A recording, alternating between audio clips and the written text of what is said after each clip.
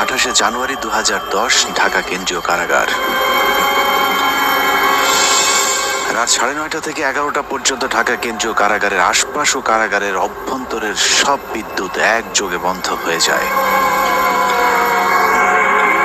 বন্ধ হয়ে যায় বললে ভুল হবে, বন্ধ করে দেয়া হয়। 1.5 ঘন্টা ঢাকা কারাগারের মতো স্পর্শকাতর জায়গায় কেন বিদ্যুৎ বন্ধ করে রাখা হয়েছিল সেটা একটু পরে বলি। আগে বিদ্যুৎ আবার ফিরে আসার পর কারাগারের অবস্থা কেমন ছিল সেটা বর্ণনা করা যাক।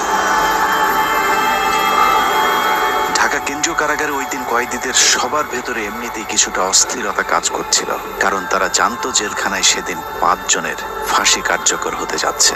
আর যে 5 জনের ফাঁসি কার্যকর হতে যাচ্ছে তারা সকলেই ছিল অত্যন্ত বিনয়ী, কারাগারের সকলের প্রিয় মানুষ।